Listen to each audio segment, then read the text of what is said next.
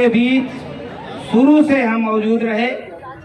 मैं आए हुए सभी अतिथियों का, मीडिया कर्मियों का, हमारे जो साथी हैं उनका आभार व्यक्त करता हूं कि आपने यहाँ आकर हम लोगों में कम से कम जागरूकता बढ़ाई कि लोग अपनी बात कर सुने। मैं चाहूंगा शुरुआत, क्योंकि कहा गया है समय कम है, मैं सिर्फ शुरू करता हूं। एक बार जोर से बोलिए, पाल बघेल धनगर समाज, पाल बघेल धनगर समाज, पाल बघेल धनगर समाज। धन्यवाद। आज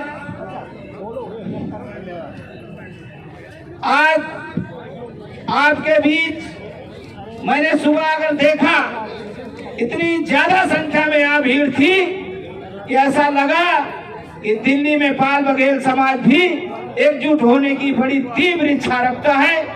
लेकिन धीरे धीरे जैसे ही खाने का कार्यक्रम शुरू हो गया, कुर्सियां खाली होने लगी।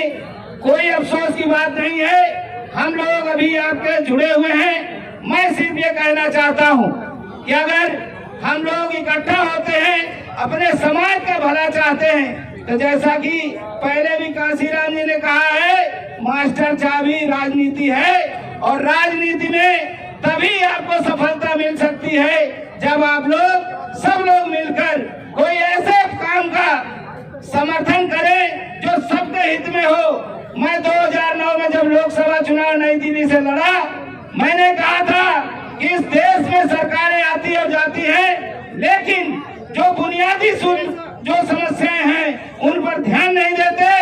मैंने कहा कि इस देश में राशन, मिट्टी के तेल, विधवा पेंशन, विकलांग पेंशन जैसी योजनाएं घोटाले के लिए बनी है।